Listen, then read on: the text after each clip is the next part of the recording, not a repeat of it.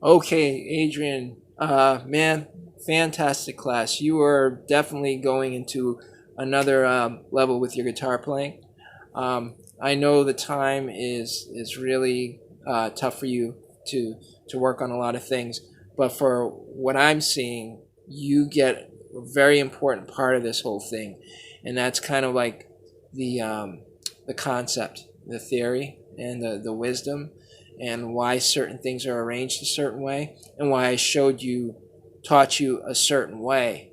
Um, you can virtually go anywhere and do what you do with. It doesn't matter the level of the musician. You can sit down and jam with anyone you want to at this point, because you get it, and you understand where everything is on the fretboard. Um, the what I showed you how to do is to find your reference points from your sixth string, because if you can do that, you've got the whole guitar um, at your disposal. You can really just kind of have control over everything. If you were to start from your fifth string, you would still have some leeway, but you'd be kind of limited. Um, when I showed you guys the G major scale, I showed it from your sixth string, and then I showed you the C major scale from your fifth string, because there was a certain range of notes.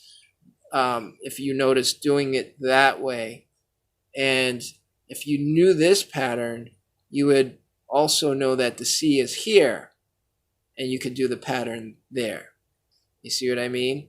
So I showed you everything from the G major pattern, because when we started doing this, it then went to this, right? Right? And I showed you modes that go along with that.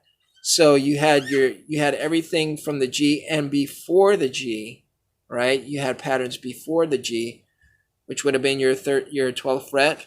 You did it from the open position, so you covered everything when I showed you from the G. What happens is when you do a C, you know everything from the beginning of the C and everything beyond. You don't have space on the guitar from your 12th fret, but you learn how to compensate by finding all those things from the open position all the way up to your C. So you learned everything. You learned where the relative minor was, and the pentatonics that go with the relative minor. You learned a natural minor, harmonic minor, and the pentatonics. You learn all those alternate pentatonic shapes, and the tension notes. You learned all of that stuff. So yeah, you've got a whole arsenal of things, believe it or not. So when you go anywhere, you're going to look at those musicians who are on the stage playing, and you'll know exactly what's going on. All you have to do, the only difference between you and them, is you just need time to practice and get to know your guitar more, get more confidence in all those things, all those different shapes and forms that you know now. You know it from the sixth string, and you know it from the fifth string. Sorry, the fifth string.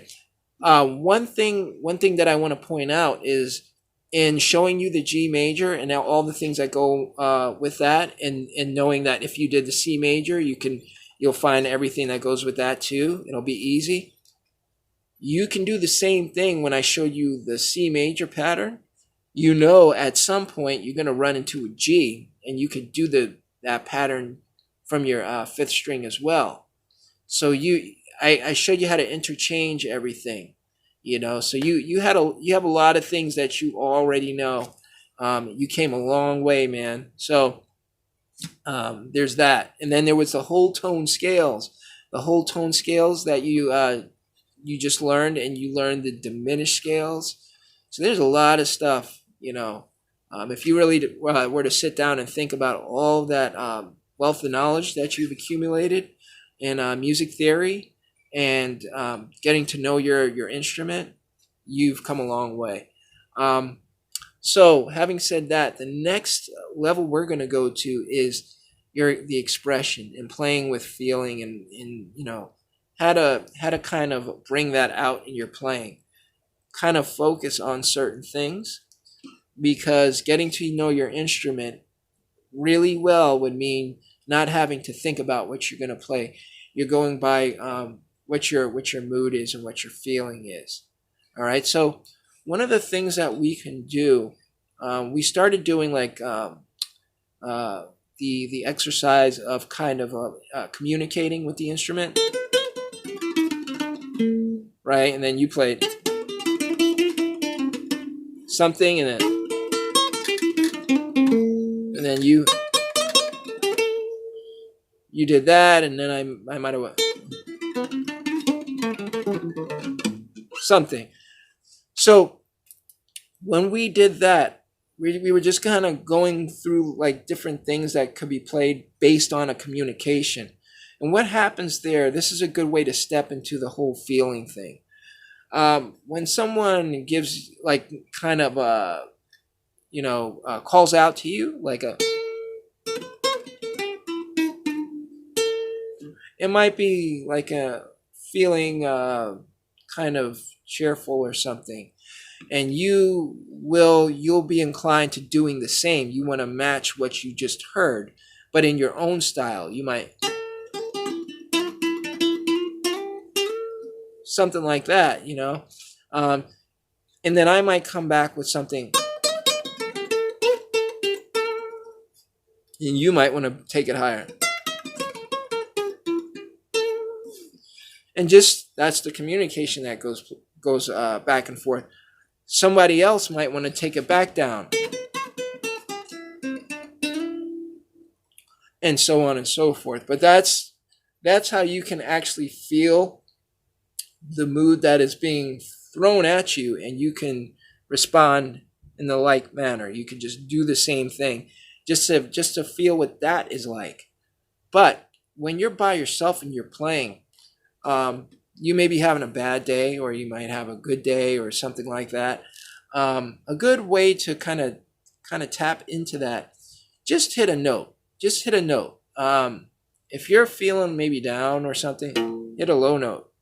If you're feeling midway, hit that middle note, that middle octave of the A, right? And if you're feeling like, kind of high spirited or something, hit a higher note. Now, keep in mind that, just because you're hitting a high note doesn't mean that you're in a cheerful mood. That can mean a painful thing that's going on. You hit that high note, and then you can kind of, because there's a lot of tension going on, and so that comes out in the playing. So you want to measure these different things and apply them accordingly, to the way you feel. Again, a high note can be a happy note, or it can be a sad note or a painful note. But I want you to play around with your 3 octaves. You have the high A, you have the middle A, have the middle A, and then you have low octave of the A.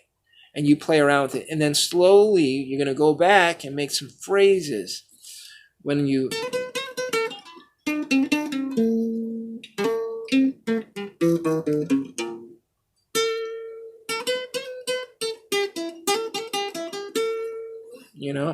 and just play around with it. Measure your moods, A good thing to do maybe is go outside, look at the sky, see, take a moment to like meditate on what you're seeing, and then play something. Or you can play as you're looking. There might be a lot of chaos outside, traffic or whatever, and you want to play, you...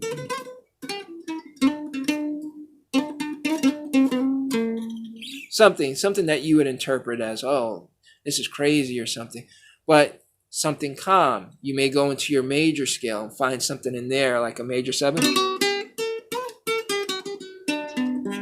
right? Or so what I'm asking you to do is to become one with your playing, but that's going to take a while, but this is kind of a good way to kind of ease into it. First, communication. When we're sitting down and doing that interaction kind of exercise, communication and stuff, measure the mood, and you respond with something. Or you could take it to a different level with something you might be feeling, and you respond that way, right? So let me into your world and where you're coming from. And then you go into, looking outside and kind of meditating on what you're seeing, and then you play along as you're looking at whatever it is you're looking at. You try to match your mood. You try to like capture the mood as you're playing, right? These are things that are going to help you on your journey to expressing yourself freely and getting to know your instrument without having to look down and think about what you're going to play next, right? Okay, little tidbits of information. Just kind of remember the skipping pattern that I showed you.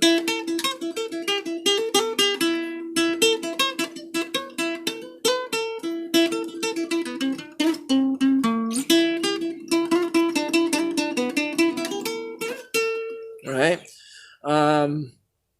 Remember the sliding. We didn't go through the sliding today, but that's something that I showed you earlier, in the lesson. So,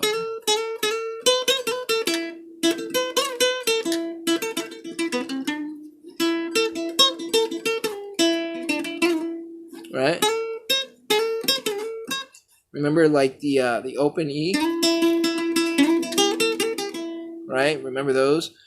Do a lot of that stuff, because while you're practicing those techniques, you're gonna and keeping in mind mood and playing, in a way where you're expressing your moods. That's gonna fit right in there. Those types of techniques will really help you to get that expression out. So who's ever listening can really feel what you're playing, right? What else? Oh, autumn leaves. Autumn leaves, you did well. Just know that the tricky part is right there. This is the tricky part.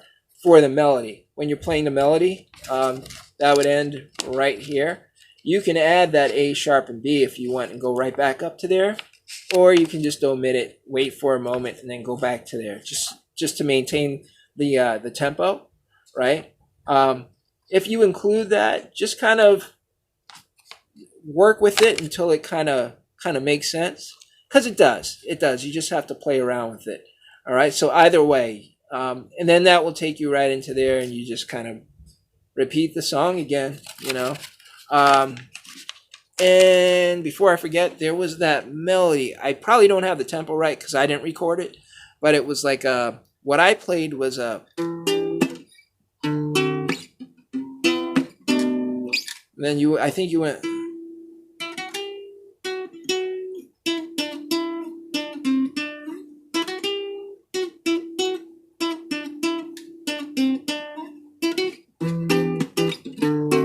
That's it.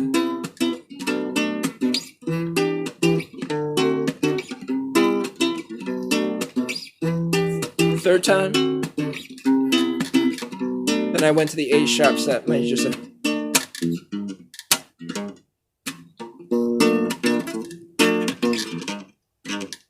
Went started again.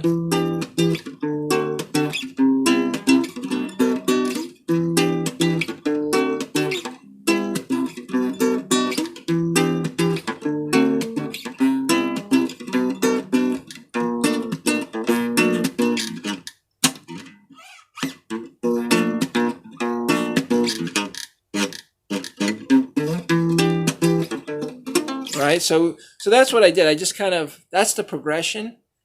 Play that progression. See what you come up with. I think that would be a cool song. But that is your song. All right. Let's play around with adding different things to the chord progression, like little.